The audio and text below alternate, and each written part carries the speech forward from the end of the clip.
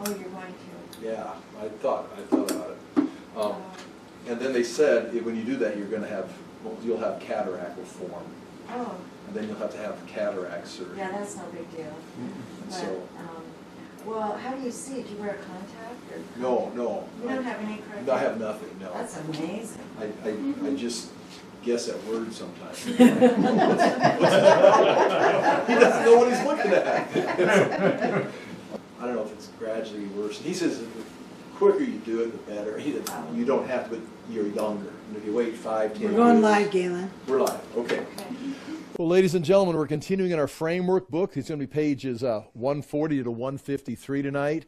It's from the years 539 BC to 323 BC. Basically, it's going to be the Persian Empire. It's going to take over the Babylonian Empire. And then we're going to have the time of the Persians. It's going to include several books. I would love to take time and read through all the material and actually do like a Bible class where I read through, Ezra, Nehemiah, but we've done that, and we'll do it again sometime. The prophet Haggai, Daniel's prophecies are going to continue. Daniel's still alive. Esther's going to come up in this time period. And then at the end of the Persian Empire, some of the last kings like Xerxes and Darius and Xerxes are going to attack, try and expand up into Greece. They're going to go into Macedonia and Philippi and have some battles there. And they're going to get beat. And that's going to set the stage for a king named Philip, who's going to come out of Macedonia and conquer Greece. And his son, he's going to die because he's going to be assassinated because Philip wants to go into Persia, go back into the east and conquer Persia. And some people politically, that's not a good idea. So like he gets shot, like Kennedy got shot because he wanted to end the Vietnam War. Well, this guy gets shot because he wants to go into Persia. But that leaves his young son, Alexander, takes over. And Alexander says, yes, we are. And Alexander is going to march into Persia and defeat the Persians. And so we'll end up with the death of Alexander the Great around 323. And then his kingdom's going to be, he's now controlling the Babylonian, Persian, Assyrian empire plus Greece. And of course, by that time, we're out of Bible. We're no longer in the Old Testament. We're moving towards the New Testament. And so we're going to eventually run out of Bible verses. And again, I apologize for not reading verse by verse to you tonight, but that's where we're at. The first thing we've got right here, I want you to see these two verses, though, Jeremiah 25:11 through 12 and Jeremiah 29:10.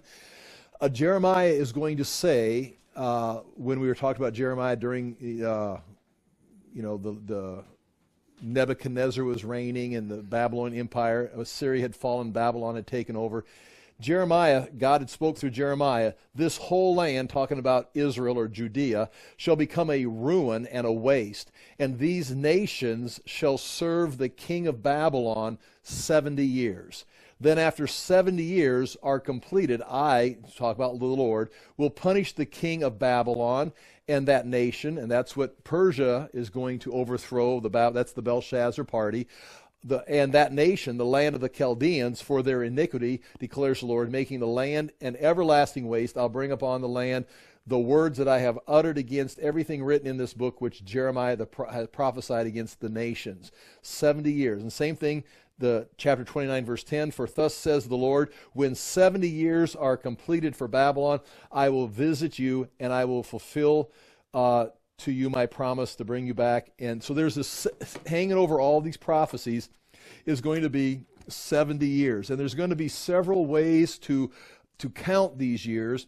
There's going to be the 605 captivity, and then you subtract 70 years from that. There's going to be the 597 captivity, and then there's going to be the 586 captivity.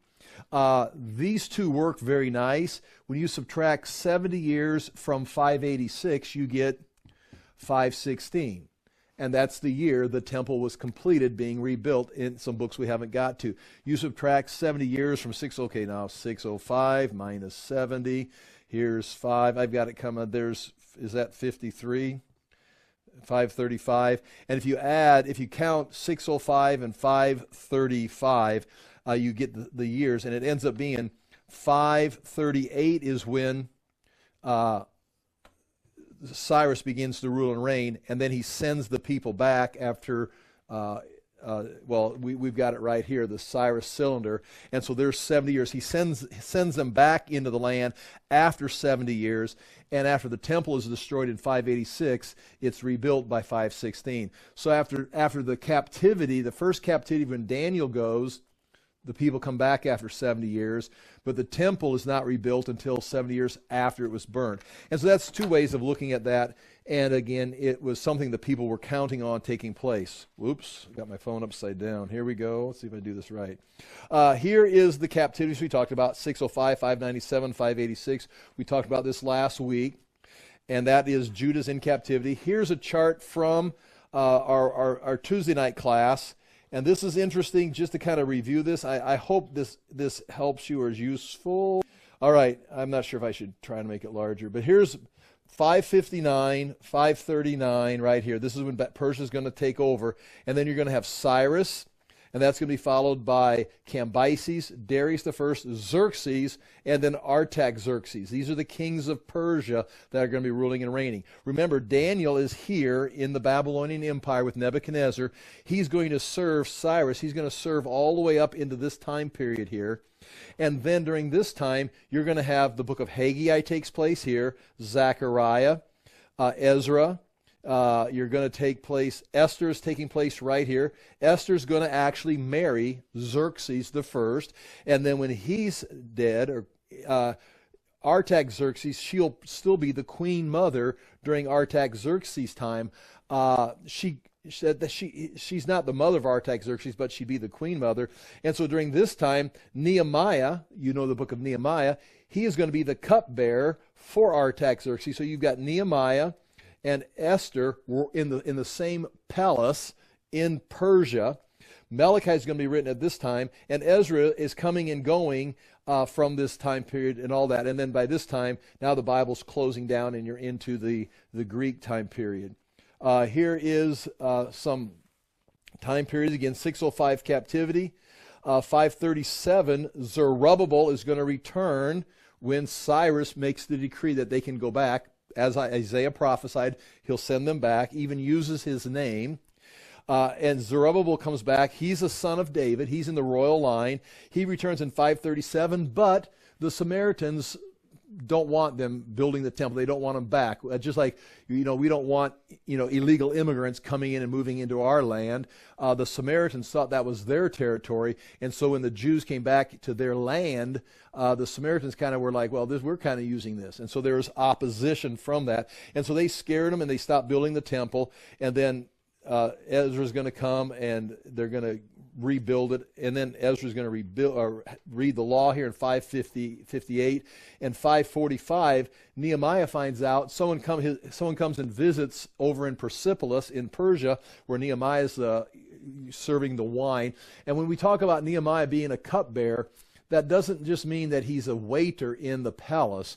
He's probably an interpreter. He's probably a dignitary that negotiates and talks with other nations when they come to Artaxerxes. And so he's an ambassador that can speak different languages and is in charge of the palace.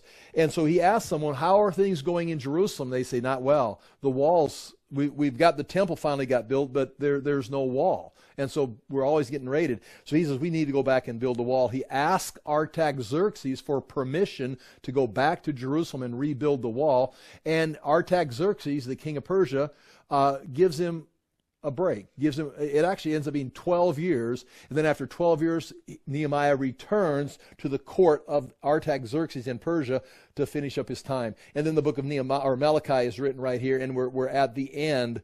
432, we're at the end of the Old Testament. And so there's some things we're going to be looking at tonight. And this goes back, we're on page 140 in your books here. This is, again, a brief review, please, a brief review. We talked about this, and this is 592. There's already had the second captivity. Ezekiel is seeing the vision in 592 of the glory of God. Now, Ezekiel is in Babylon in 592. He's been taken captive in the second Babylonian captivity.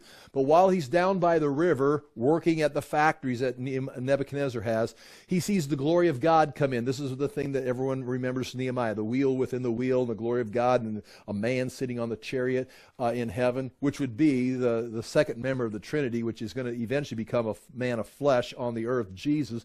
But he's in the chariot, and he sees the glory. But in chapter 8, 9, and 10, he is taken back to Jerusalem in a vision, and it's a great set of verses. He sees the glory of God rise from the Ark of the Covenant, come out to the threshold of the temple, and then interact with some angels and some other individuals, and then leaves the temple. And leaves the temple, comes out on this side, and then goes and moves east, the Mount of Olives, and is gone. That's the same way Jesus is going to come back to the Mount of Olives and re-enter the temple. So the glory of God leaves in 592 in a vision. Nebuchadnezzar's attacking Judah in 589, but Pharaoh Hophra promises to come up and help. And so Zedekiah revolts against him and won't cooperate. And then Nebuchadnezzar begins the final siege in 588. By 586, the city is going to fall. During 587, it says right here, Nehemiah is in a vaulted dungeon. Nehemiah is in the courtyard in prison. He is promised that he'll be restored. The land will be restored. Zedekiah, the king, sends for Jeremiah, and then Jeremiah doesn't say what he wants him to say, and he throws him into a cistern. 586, Nehemiah and Nebuchadnezzar had to take a break because this is all taking place because Nebuchadnezzar had to leave and go fight the Egyptians. They're subdued. He returns and finishes off Jerusalem. In August 14th of 586, Nebuzaradan, the general, returns after they breach the wall and start taking captive. He returns and burns the city of Jerusalem. That leads Jeremiah, who's still there, to write the book of Lamentations. Now this is amazing. It's in the Bible, and people don't know this. But Nebuzaradan, after he's gone through the captives, he starts going through the captives and looking for Jeremiah. And he finds Jeremiah, who's been taken captive, because he knows who Jeremiah is. He's in something like he's a political figure. He's a spokesperson. He's a prophet of God. He's not just this guy obsolete. No one knows who he is. He's a prophet to the nations. God told him that. And so Nebuzaradan finds him and then offers Jeremiah. He says, "What do you want?" Nebuchadnezzar says, "You can stay here, or you can come back with him to Babylon and be his guest in Babylon." So Nebuchadnezzar, through Nebuzaradan, the one who burnt the temple and the city and was leading the military, invites Jeremiah to come back into Babylon. And what would he do with him there? Well, he's already got Daniel there. He's got Ezekiel there. He'll just be a guest. And Jeremiah decides to stay in the land of Judah, and then they appoint the Babylonians appoint Gedaliah, a Jewish man, to be the governor. He's going to be the king, the ruler under Nebuchadnezzar and rule. The people are going into captivity, but some people are staying behind. The poor people are staying behind. And Jeremiah decides to stay and work with Gedaliah. Well, on October 7th, Gedaliah is assassinated. Which, who's not doing the thinking here? He's actually assassinated by an Ammonite. And then the people, they flee to Egypt, and they take Nebuchadnezzar or Jeremiah with them. 570, that is when Nebuchadnezzar is going to have a dream of the tree. He sees a great tree. All the animals are in the branches and in the shade of the tree, but all of a sudden that great tree is cut down. And he calls Daniel and says, "What does this mean?" And Daniel says, so Daniel is right there working with Nebuchadnezzar. He doesn't let him out of prison. He doesn't, take him out of, some chains. He's right there working in the palace. He's probably helping rule the country. I think he's helping rule the country. The Bible does not say that, but understand this. He interprets the dream and says, "Oh, I wish this meant something for your enemies and not for you, O Nebuchadnezzar." But he says, what the Lord has said is you're going to go and you'll be unable to think, unable to function, in these types of words, for 7 years. You'll go insane. You're going to have a time, and for 7 years, but after 7 years, you will be restored. And so Nebuchadnezzar, there's even a cuneiform tablet with a story similar to this. The details don't match up exactly, but the king goes insane, and then after 7 years in the Bible, he looks up to heaven and repents, and his mind is restored to him, and he returns to his throne. And his kingdom has been in function. Listen, Nebuchadnezzar was not running his country for 7 years. He went Biden for 7 years. Just, he didn't know. They had the auto pen or something, but they probably who was running the country, again, this is speculation here, Daniel could have been running the country, just making sure everything's taken care of and running. And Nebuchadnezzar, after 7 years, looks up to heaven, repents, and God brings him back to the throne, and then he dies that same year because he's an old man. But he died, we would assume, in fellowship with God. Now, here's one of the dreams that he'd had earlier that Daniel interpreted when there was the head of gold, the chest of silver, the waist of bronze, the legs of iron, the feet of clay. And this is talking about 4 empires that are going to come. The head, gold, was $870 an ounce, silver $16 an ounce, bronze $1.45, legs, iron, was pennies, and the feet, iron and clay, is basically worthless. And it portrays, and this is important to get your mind wrapped around this right now, and again, I'd love to teach it to you in detail, but these are going to be kingdoms that are coming.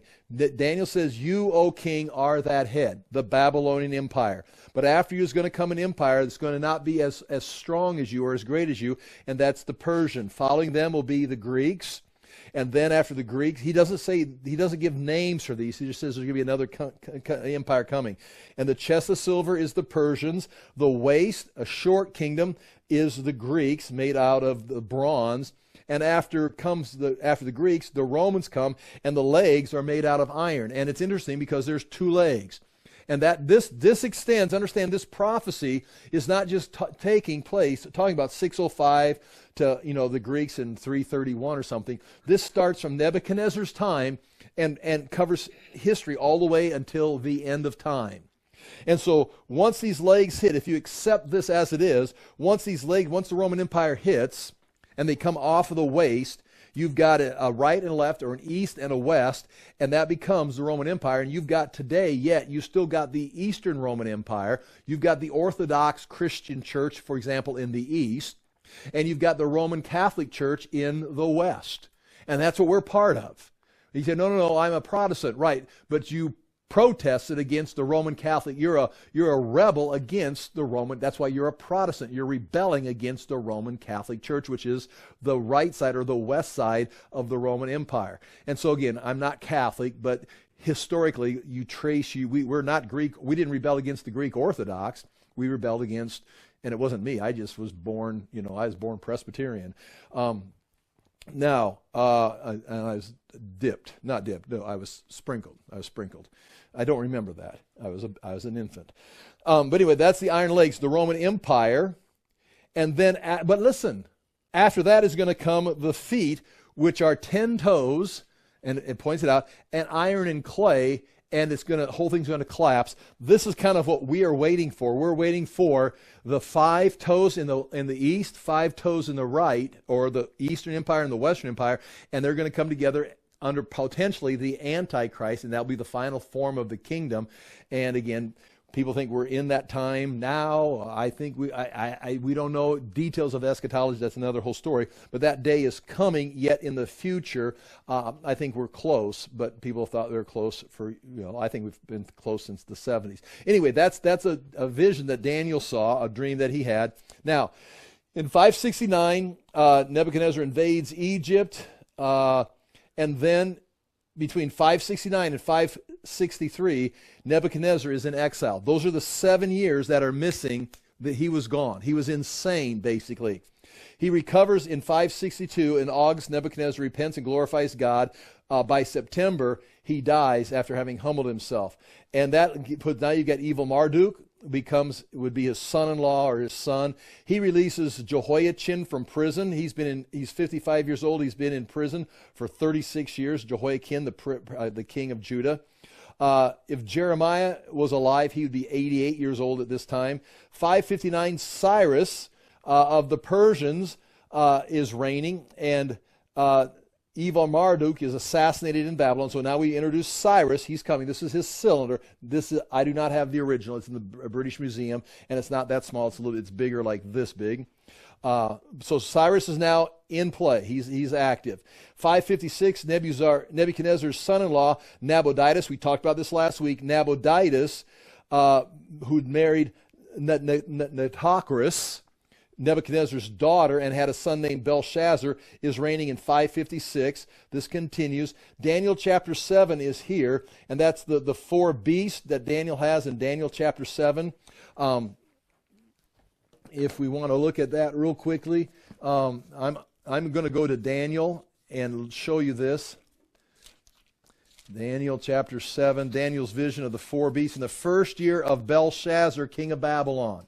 Okay, you understand that? So Nebuchadnezzar has died. There's been a couple. Evil Marduk comes in. He's assassinated. That guy only lasts a couple months. And then his son-in-law, Nabonidus, begins to rule and reign with his daughter, Nitocris. They have a son named Belshazzar. Belshazzar is going to start ruling right around 552, right in here. And it says, in the first year of Belshazzar, king of Babylon, Daniel saw a dream and visions of his head as he lay in his bed. Then he wrote down the dream and told the sum of the matter. Daniel declared, I saw in my vision by night, and behold, the four winds of the heaven were stirring up the great sea. Sea usually refers to nations.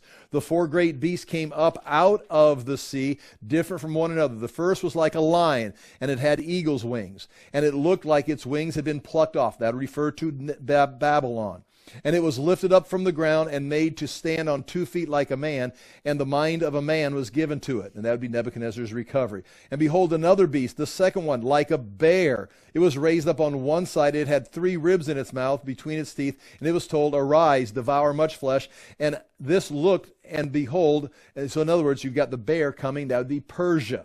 And it's got 3 ribs. Those are the empires it destroyed, going after Babylon. And again, that has not happened yet. That's about to begin to take place at this time in history, as Daniel's had this vision.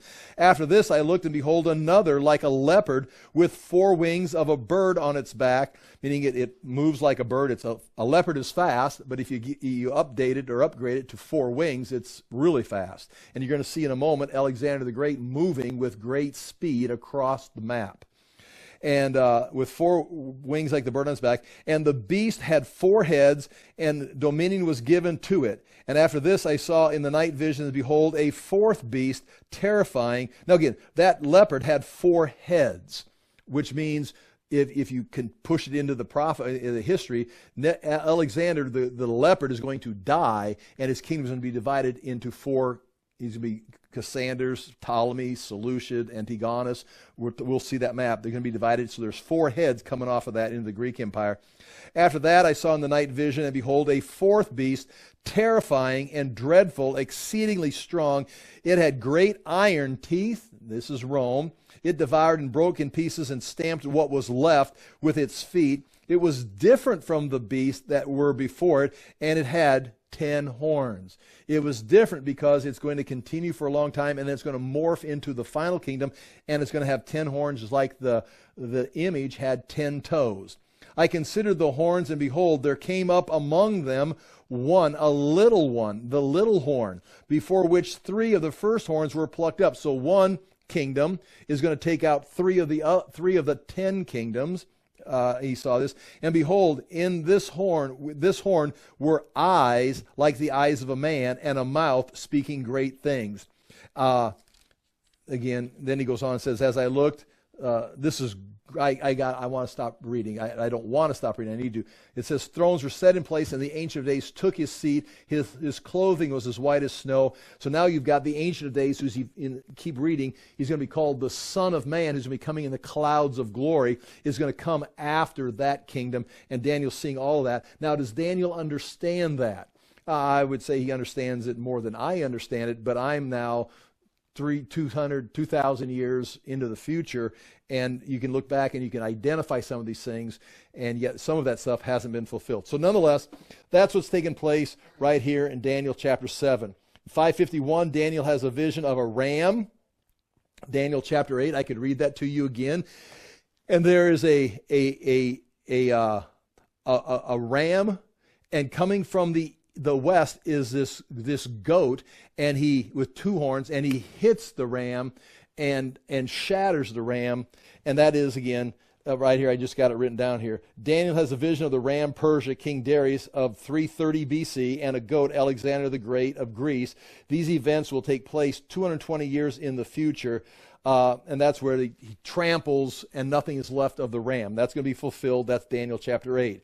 549, Cyrus captures the king of the Medes. So remember, you saw he's the Persians and the Medes. Well, Persia captures the king of the Medes, and then they unite the kingdoms together, and Darius begins to rule under Cyrus for the Medes. So you've got now Cyrus the Persian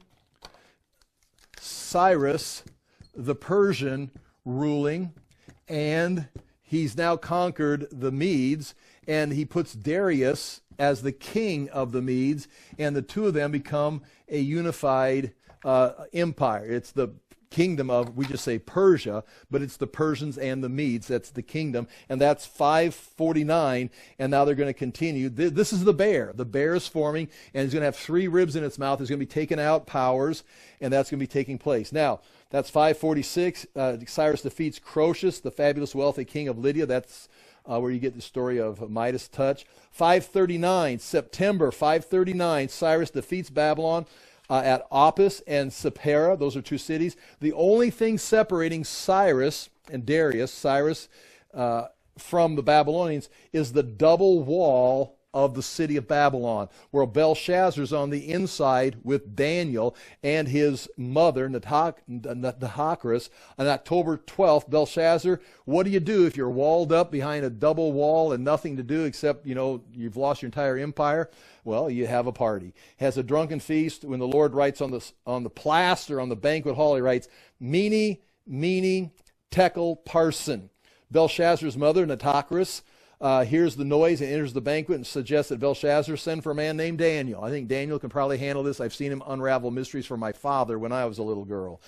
Daniel interprets the writing to mean, God has numbered your days, you have been weighed on the scales, and your kingdom is divided and given to the Medes and the Persians. The Persian military under the leadership of Darius. Darius is the general for that military at that time. Under Darius, where am I at? Under Darius, enters the Babylon that night, killing Belshazzar and taking over the city, and of course he inherits Daniel. October 29th, Cyrus enters Babylon himself. Cyrus, the king, enters Babylon himself and receives a visit from Gabriel. Enters Babylon himself. Cyrus presented as a gracious liberator. Now this is the Bible and history. He is going to undo everything the Assyrians did, the Babylonians did. He's going to unravel all of that, and by sending the captive people back to their homelands. Daniel now is 84 years old, and he's going to see all the captives that had come after him are now going to be sent back. And that is right here on the Cyrus cylinder. This is a replica of it, but right on there it says that very thing. Again, I can't tell you where it's at. It's written in cuneiform writing. And that's a replica of it. I've got a picture coming up. But that's what the book of Daniel says. That's what Chronicles says. And that's what Persian documents say, the same thing. There's the Cyrus seal. Got a replica of that on my desk at home. Sending the captives back home to rebuild their countries. And right here's Artaxerxes, silver bowl. A wine bowl of Artaxerxes could be used by Nehemiah when he served him the wine. That's a silver wine bowl. Daniel prays in chapter 9 and receives a vision from Gabriel explaining the 77s. He says there are 7 sevens appointed to you from the issuing of the decree to restore and rebuild Jerusalem. He said, I'm going to tell you something, Daniel. From the issuing of the decree to restore and rebuild Jerusalem, there's going to be 70 sevens. Now what that means is, that means there's going to be 490 years. From the issuing of the decree, there's going to be an official document that they're going to sign it, they're going to inscribe it, that's going to say Jerusalem, from the issuing of the decree for the restoration of Jerusalem, from that date, there's going to be 490 years until the Messiah comes. So he's setting dates. He knows when it's taking place from the issuing of the decree, and he's told that by Gabriel in Daniel chapter 9, verse 24. Daniel then, we don't know this for sure. Cyrus may have just had this attitude himself of sending everybody back. But written in the book of Isaiah, chapter 41, verses 2 through 7, and 44, verse 28, and 45, verse 1, Isaiah wrote this in 700 BC. Okay, are you ready? Chapter 44 says, again, I could read the whole thing. I've just got it written right here. Who says of Cyrus, he is my shepherd, and he shall be faithful all my purposes, saying of Jerusalem, she shall be built, and of the temple, your foundation shall be laid. And Daniel could have took the book of Isaiah and says, Isaiah, this was written 100 years before I got here. Isaiah, one of our great prophets, says Cyrus is going to say, go rebuild Jerusalem and rebuild the foundation of the temple, or let it be done. And in chapter 45, verse 1, thus says the Lord to his anointed, to Cyrus, whose right hand I have grasped, to subdue nations before him and to loose the belts of kings. So that's written down in the book of Isaiah. It does not say Daniel showed it to him. We know that Daniel's serving him, Daniel's working with him, Daniel's going to have conversations with him, but you wonder how much influence Daniel has. Nonetheless, that's what Isaiah says. This is where Daniel's at. This is the vision Daniel's had, and that is the year 539 where the Persians have taken over. 538, the first year. Darius, then his first year, because Darius is going to stay back. Darius is going to, in a sense, be the king of Babylon under Cyrus. Cyrus is the king of the empire, the king of kings. Darius is the king of Babylon under Cyrus. You know, he's the king of the Medes ruling Babylon. And the first thing he's going to do, he's going to appoint 120 satraps, which are going to be leaders of the kingdom, and 3 administrators over the 120 satraps. One of the 3 administrators is Daniel. And this sets up the story of Daniel chapter 6, where they make a decree that everyone is going to not pray. The people are jealous of Daniel. Other leaders are jealous of Daniel, and Daniel always prays to his God. He's been praying to his God for this. He's been there since 605, and we're in the year 538, so do the math, but he's some 80 years old. And so he's praying, and the book of Daniel records this. He says to Darius, Darius, you are so great, the Mede, who's king of Babylon, under Cyrus, the king of kings, you are so great that we think it'd be a great idea if we just passed a law, just for 30 days, that no one can pray to any of their gods except you, that you can only pray to you. And Darius says, well, guys, that's quite an honor that I'd be the only one that they'd pray to, and you're like deifying me.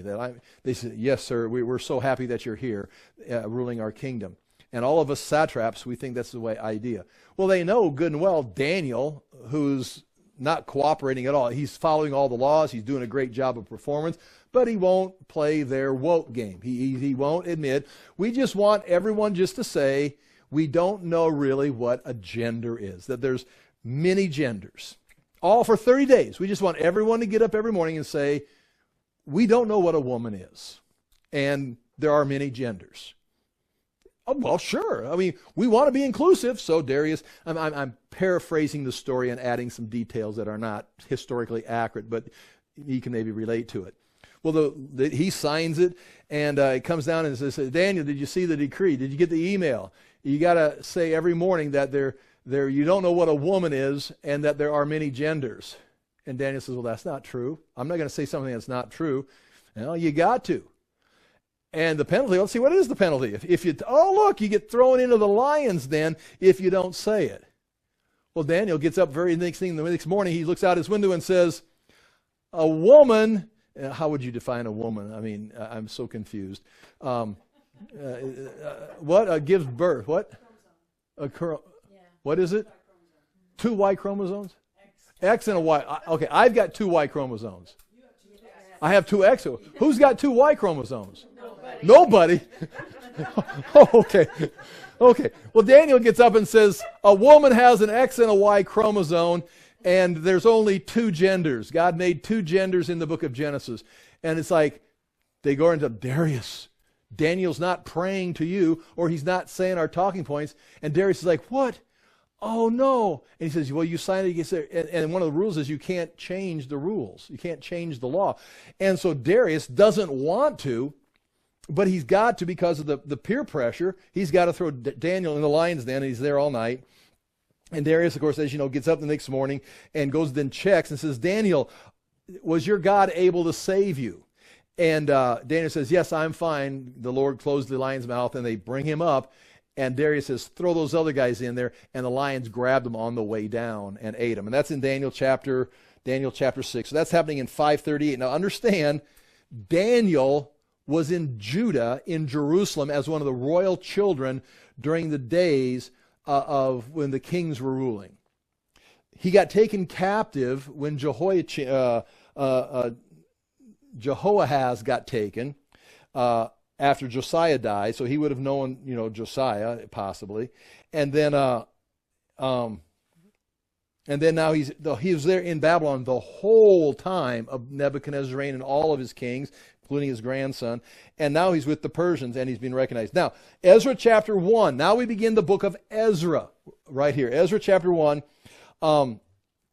takes place, and if I looked up there. Right there, Ezra is going to start recording the ideal of the people start coming back. Now, the people are going to come back to Jerusalem, the captives, and Zerubbabel is going to come back to be their governor. He's a royal line. But halfway through, they're going to send someone over there to start rebuilding the city and the temple. And Ezra's going to be part of that, and Ezra's going to be bringing the law. And all that's in detail in the book of Ezra. So Ezra chapter 1, that's from the British Museum. That is the Cyrus, that's the actual Cyrus cylinder.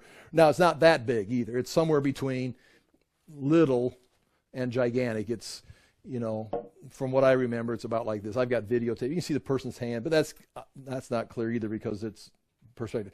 Persia, the years...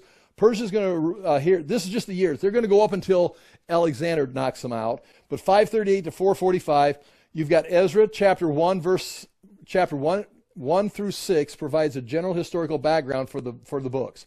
Ezra chapter 1, there's the Edict of Cyrus in 538. This right here, Ezra chapter 1 records this, which is in the British Museum, recorded by the Persians, which says the people can go back.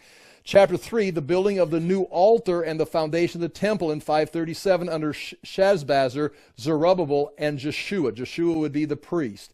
And so they're going to build a new altar in Jerusalem. They're back on the Temple Mount, putting up a new altar. So all this is going to start taking place right up there in that picture. And they're going to lay the foundation stone. They're going to start laying the foundation. So they've started rebuilding the temple. They're not going to get very far. That's chapter 4. Chapter 3. Chapter 4, the Samaritans find out about this, and they resist the Jewish building effort. They're going to be sending in, terrorists and protesters, and they're burning cars and, robbing gas stations and stuff. And the Samaritan and the Jews we can't do it. It's just too hard. The Persian kings now during this time is Cyrus, Cambyses, Darius, Xerxes, Artaxerxes, Darius II, Artaxerxes II, Darius III. Then Ezra chapter 4, the second attempt to rebuild the temple begins under Darius in 516. Ezra chapter 7 through Nehemiah chapter 13 inform about the activities of Ezra and Nehemiah. So Ezra chapter 7 and Nehemiah 13 talk about that. Ezra 7, there's your dates, 458, all the way, here's your dates of Ezra, and this is very fun to get all the details right here. We have great detail. But anyway, the reason they're going to restart building the temple in 516 is because they get a decree. They find a decree of Cyrus saying that they could build it. It got lost in the records, and the Samaritans have been telling them you can't do this. And then they send someone over there and they find the record, an old document that says you can build the temple, and they pull that out, publish it, and they have now Persian permission to build it. There's the Persian Empire. It's a map I made a long time ago. That's the Persian Empire. We don't have time to go details. But look how big it is. That's the border of India. and it's coming up over here. And right here's Macedonia and Greece, going to be important in our story in a little bit. They come all the way down. They control Egypt, Jerusalem, Euphrates, Tigris. They're Ecbatana. Daniel's going to have a palace, or be in a palace there. In fact, I would say that again. Daniel has a palace in Ecbatana. He doesn't just live in someone else's palace. He's not a king, but he has a royal residence in Ecbatana. He's, like I said, he's going to be an ambassador. Susa, he's going to see some visions in Susa.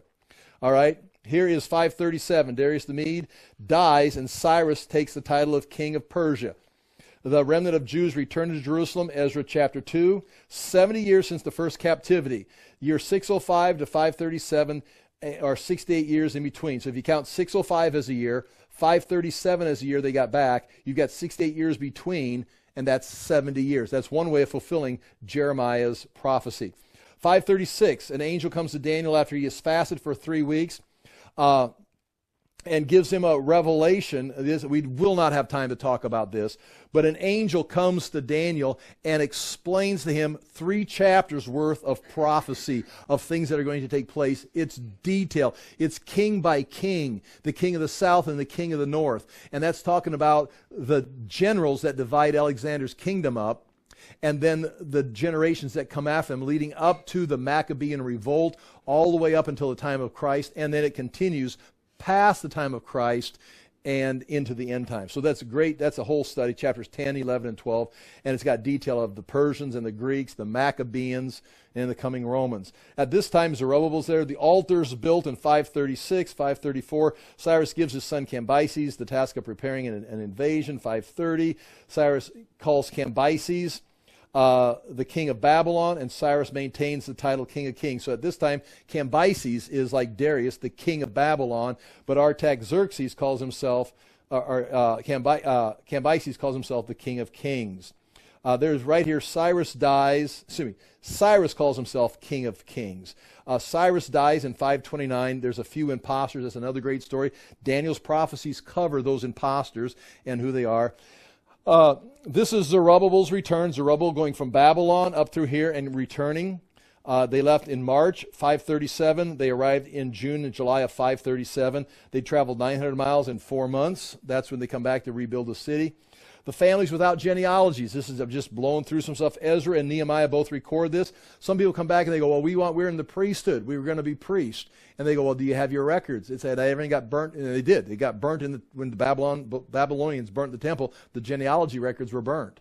And they say, no records, no priesthood, get a job.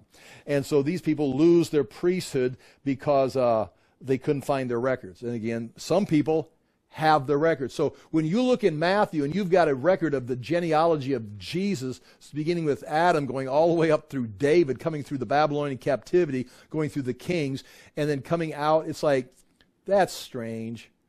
No, it wasn't, because these people were divided up into tribes, and the priests were the tribe of Levi, and there's different priestly lines, and then they had the Levites, which would be the Levites that served the priests, and then you've got the royal line that's going to be the king and the family of the king, and to lose those records is to lose your connection to your tribe and the prophecies and the inheritance, and what was, in a sense, your title deed because of what was declared in the Mosaic law. Who would be the priests, who would be the Levites, who would be the kings, and there's many other things. And so for them to have their, here, for example, they lost their records. You're no longer priests. But we do. I still got the priestly stuff. Do you got a record? Well, no, it got burnt. You're out. And they got out. They're out. So that's important. They start bringing down cedar logs from Lebanon, some of which are still on the Temple Mount. Tony and I saw some. They go back to possibly to Solomon's temple, or to this time period, or to Herod's temple. There are still logs there, and that are planks, and we could talk about that are still there. The Muslims are trying to burn them as fast as they find them. They've been reused in the Al-Aqsa Mosque, right here. The roof of this building right here, has cedar timber, and some of it is stamped with royal stamps from Judea back in this time period. And they've got pictures of it. And one time I was there in 2007, there's a pile over here in this corner of those cedar, I go, why is there fire on the Temple Mount? And the Muslims are burning the evidence of this history. What is this? Land at Ashurbanipal. Oh, this is where the people were deported by Ashurbanipal, the Persians, and now these people are trying to come back from these lands. Ecbatana, the location of the citadel in which the scroll that issued the rebuilding of the temple was found. Remember, Cyrus in 516 says, in 539 says you can rebuild the temple. So they start going back. The Samaritans stopped. You can't do this. And no one had, the connections. They didn't have email. So finally, they go back and they find, the king, Darius says, well, go do a search of the records. And they find the record that says the temple could be built in one of Daniel's cities. That's Ezra chapter 6, verse 2. And so they send the paperwork and say they can build the temple. And the Samaritans had to back off, and now the temple gets built. That's 520. Two prophets, Haggai and Zechariah, both appear in 520. August 29th, the word of the Lord comes to Haggai. I'll show you another slide here in just a minute that covers the visions that Haggai has. Zechariah has 8 prophecies that occur, and he's got those recorded. Darius, here, in 520, Darius searches the royal archives in Babylon and finds the Cyrus had ordered the rebuilding of the temple in Jerusalem. Opposition from the Samaritans stops. The rebuilding of the temple resumes, and opposition had stopped for 16 years. On December 18th, 520, Haggai prophesies the blessing for having finished the temple. February 15th, 519, in one night, Zechariah is given 8 visions. December 7th, Zechariah receives word from the Lord in the 4th year of Darius.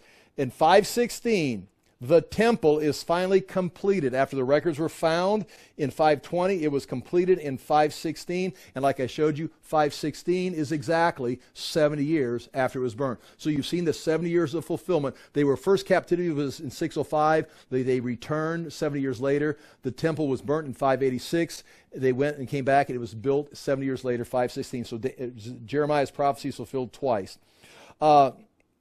Here we're going to get interesting here. 490, we're making a transition. 490, Darius attacks Athens. He goes across and attacks Athens. Again, that's over in Greece.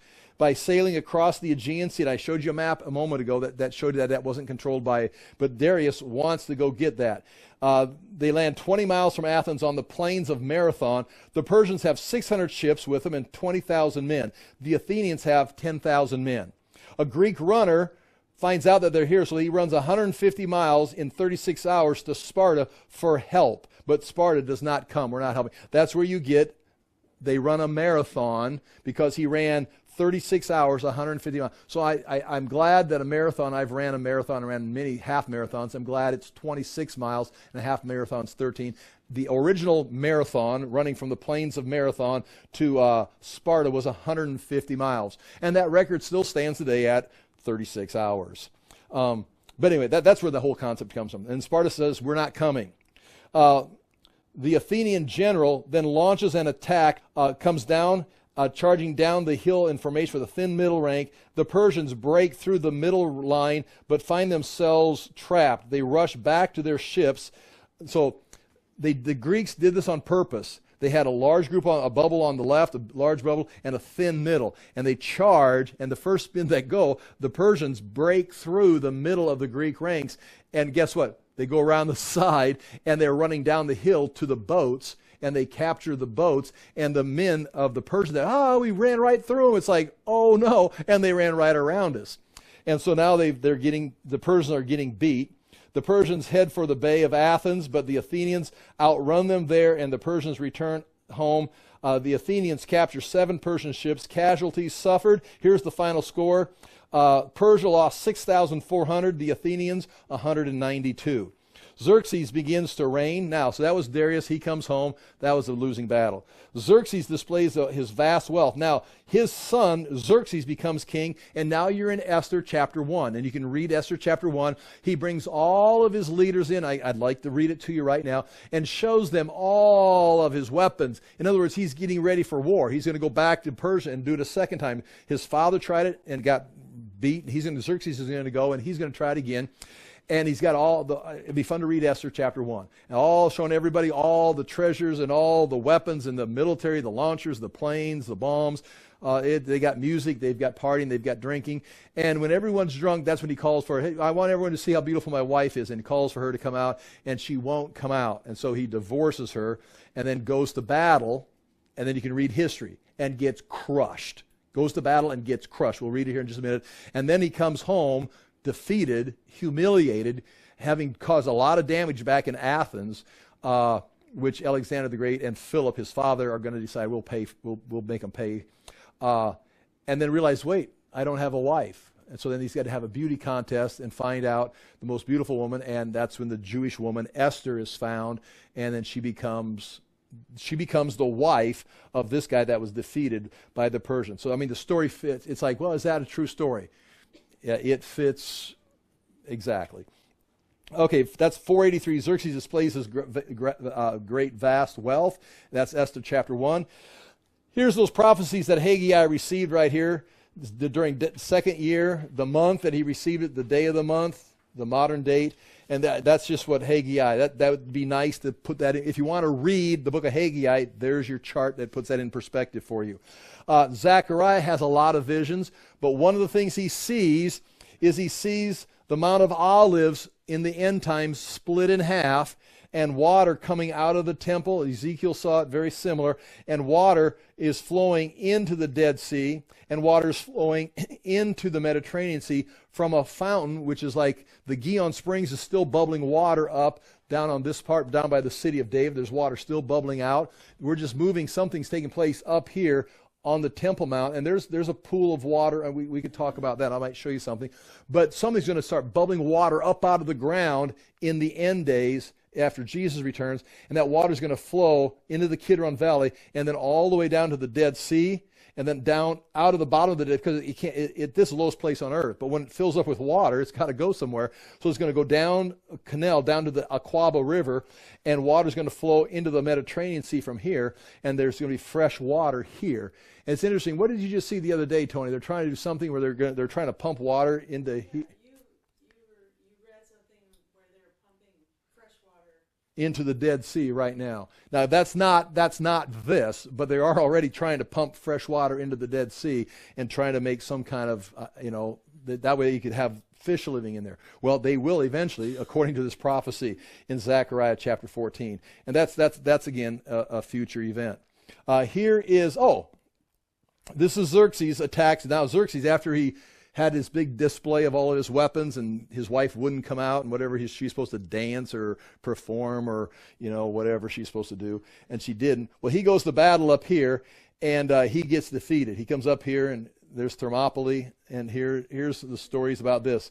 That's 481, 480, 479. Xerxes goes to war against the Greeks. Thermopylae, this battle is the base of the movie 300. So that movie 300 is right here. That's the story. Now, do understand, Daniel is still, some verses are still taking place.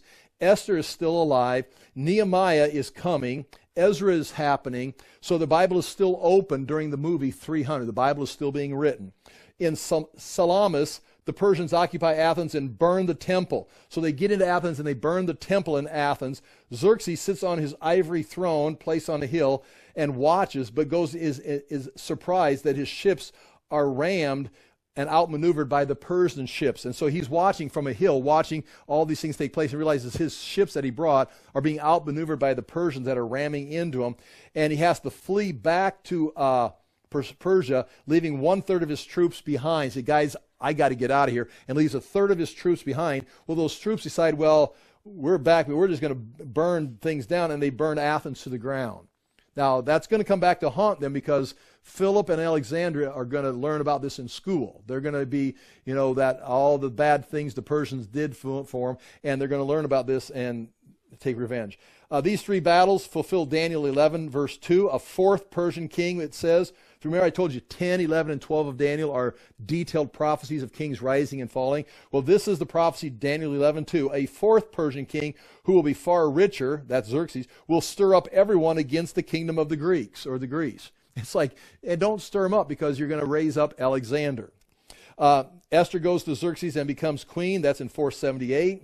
Esther's 5th year is 474. 473. This is the story of Haman's plan. Mordecai won't bow down to Haman. Haman tries to get a plan. We're going to kill the Jews in Persia on March 7th, but by the time it comes to pass, the Jews have gotten permission to defend themselves. The Jews kill instead 500 men in Susa, and 10 of Haman's sons are killed. And so that's the story of Esther, where Haman wants to kill the Jews, and they're delivered because of Esther goes in and falls in front of the king on his throne, which is really something was risky to do.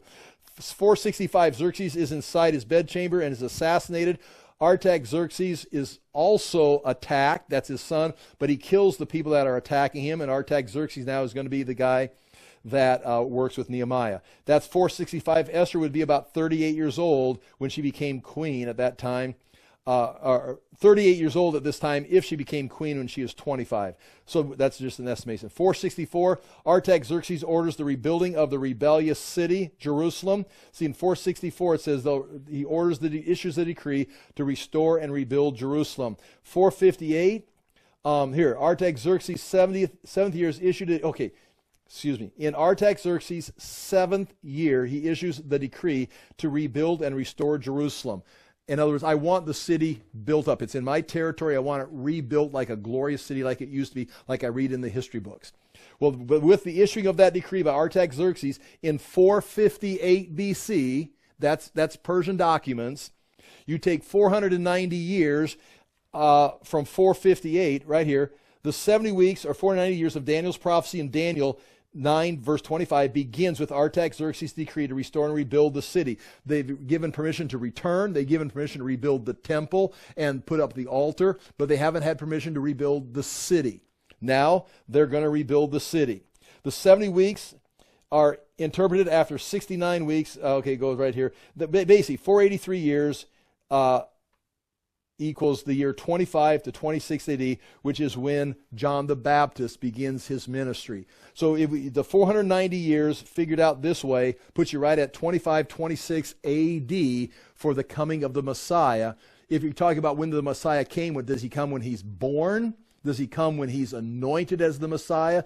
Does he come when he's on the cross and pays for the sins? Does he come when he's resurrected? Is the coming of the Messiah when he ascends into heaven? You've got like 5 dates. Which one are you going for? This one fits the baptism of John the Baptist when he baptizes him and the Holy Spirit came down on him and says, "This is my son," which would be 490 years after the issuing of the decree to restore and rebuild Jerusalem. It fits perfectly. And now you're putting a bridge between a Daniel's prophecy during the Babylonian or the Persian Empire, jumping through the Greeks and the Romans all the way into the New Testament through the Maccabean revolt, and it happens in 25 BC or 26 BC.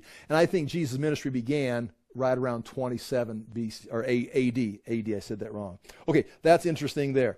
Here is Ezra's return. Ezra returns now in Ezra chapter 7. He's recording events 1 through 6, but he's not doing anything. Now he leaves in April 8th, 458. He's going to go back, and Ezra is going to teach the people the law, and he arrives in August of 484.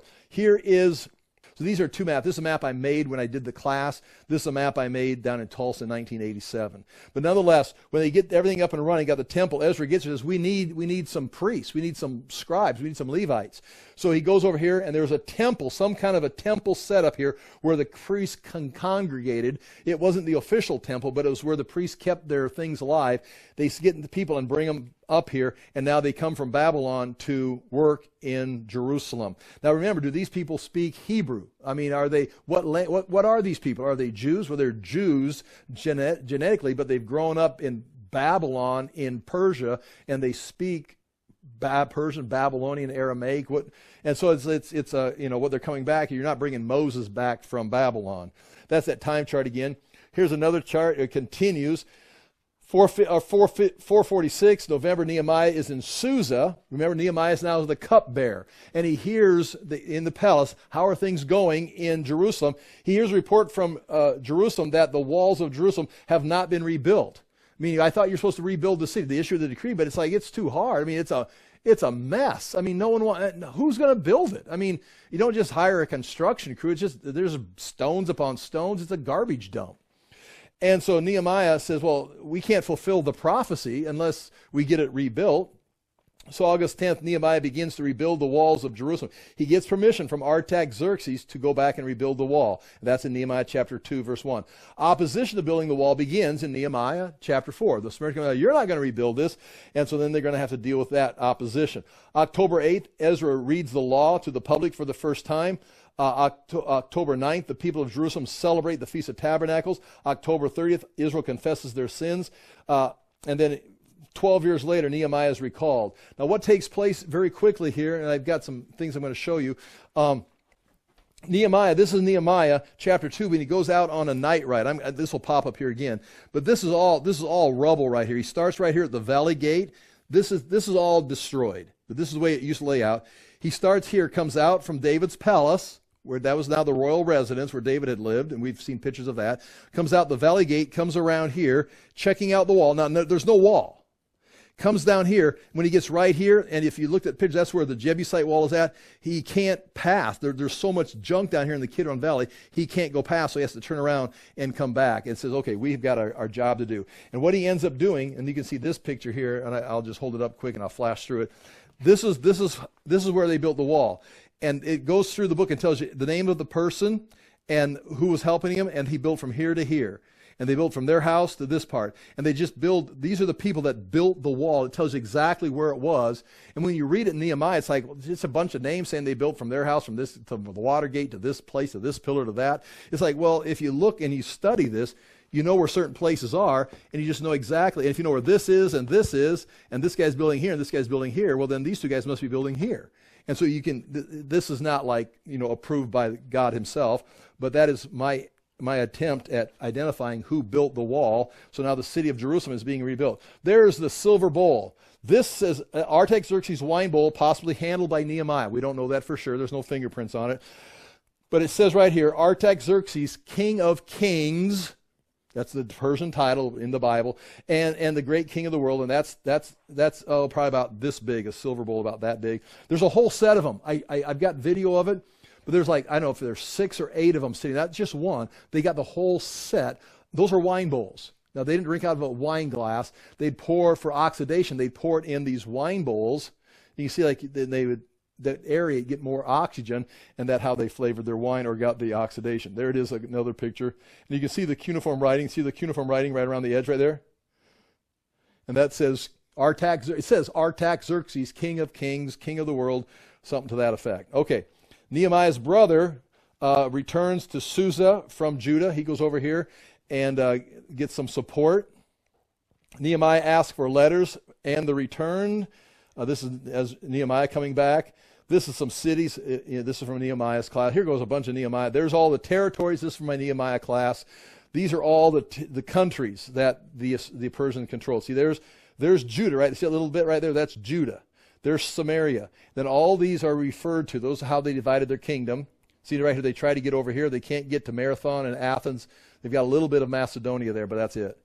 This is Judah broken down. You see there again, Judea, Samaria. This is where the Jews are right here. Idumea, this is Edom. How Edom's come up here, those are Edomites. There's a picture again. There's more detail. We can look at all these things. There's the cities mentioned in the territory of Judah. Some of them are familiar. This is that wall. They came out here. This is where he goes around his night ride. He comes up to try and see. He can't get past here, so he has to go out and around and gets up here on just south of right where we looked at, where Jesus stands on the south of the temple, and James, it's a little bit further south here because they extended it. But right about the time you get just from the southeast corner of the Temple Mount, he turns around and comes back because he couldn't make it all the way around the city. There's the same picture. There is this is an evaluation of how it takes place, what's left. Babylon had attacked with siege engines from the north, so this wall was all gone. That wall's totally gone. Some of this wall remains. Gates had been left burnt and useless, so there's gates, but they can't be used. Part of this this wall right here it's all gone, but we can still see part of this wall. It's called the wall. Hezekiah showed you pictures of that. Okay, there's Gion Springs. There's the wall when they're all done. There's some there's the broad wall is right there. You can still see that right there today. It's right in front of what used to be a gate. And there's that what I showed you. Those are all the people and the spots that they would have rebuilt according to the book of Nehemiah. Too much here. This is the territory. These are some gates right here. They've identified one of those gates. See, there it is again. They found them on this wall right here. That's Hezekiah or Solomon's foundation right there. This gate right here, they have gone into. They found that gate and gone underneath, and they found a cistern underneath here. This is from Warren's excavation map that Warren drew a long time ago, back in was it the 1800s, when he was under 1880s. And so this is his map right here when he's drawing all this. That just lays things out. I just did some drawing on that. That's interesting. That's Nehemiah. The dedication of the wall. This is you read about Nehemiah, then they got done. They went out and they dedicated the wall. So they've got the altar built. They've got the temple built. Now they've got the wall. The city's now protected. Israel is back. The Jews are back. And how do we go through this? They started out right here. Oh, they start a blue dot and a red dot. Part of the people went up on the wall like this and came in this guard of the guard gate right here on the north wall, came in here.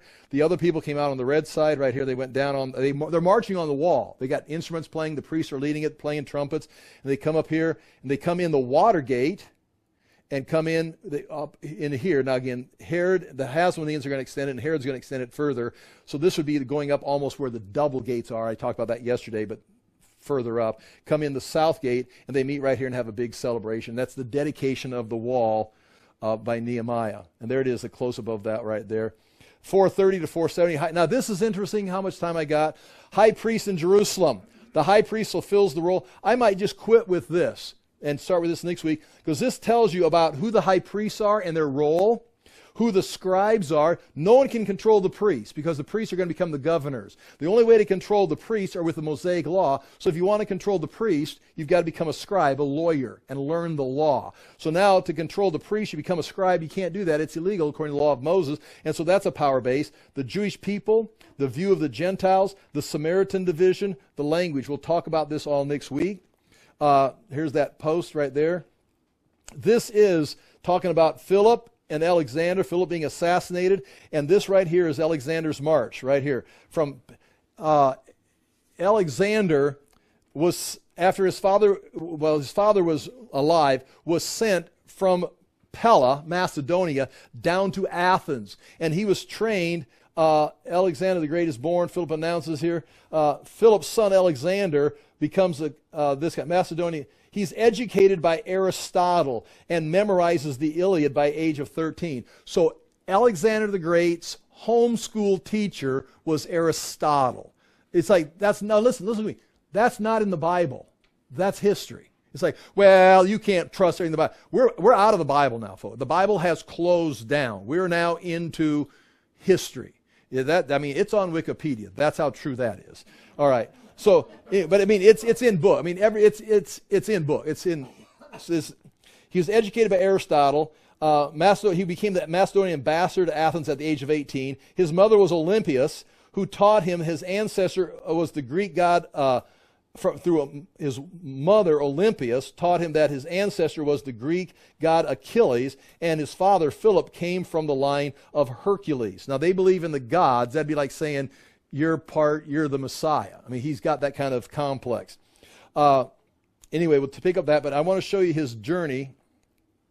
When he leaves Pella, he leaves at the age of 18, and he never is going to come back, or 22, and he's never going to come back. He leaves Greece, and he marches through here, and he does this very, very quickly. Very quick. Comes down here, conquers Egypt, talks to the high priest Jaddua, whose name is mentioned in the records in the closing of the Bible. Jaddua's name is mentioned, and Jaddua comes out and meets him with the book of Daniel. Jaddua the priest, whose name is listed and in the line of priests at the end of one of the books, he comes out and opens the book of Daniel, or unscrolls the book of Daniel, and reads to him about the goat crushing the ram, because Persia's just retreating from him because they don't know what to do with him. He just keeps coming, and Jaddua meets him. Now, the Gaza Strip, Gaza, they decided we're not going to put up with this. And they say, you can't go through our town, you can't go through our territory. And they put their little force up. Alexander just crushed them, just destroyed every one of them. And Jaddua knows this is the goat coming to crush Persia. Daniel said he was coming, and here he comes. Daniel described him as a hero king. He's called a hero king in Daniel. And so they read the scrolls to him and say, you're coming, and you're going to be successful. In fact, they read 2 or 3 prophecies. It's like, and you're going to be successful, and don't forget us when you're the king. And so he always showed favor to the Jews. And he comes all the way over to here, comes through all these places, and it goes to the east, comes back to Ecbatana, and in, 323, he comes back and he's exhausted, worn out. There's 333.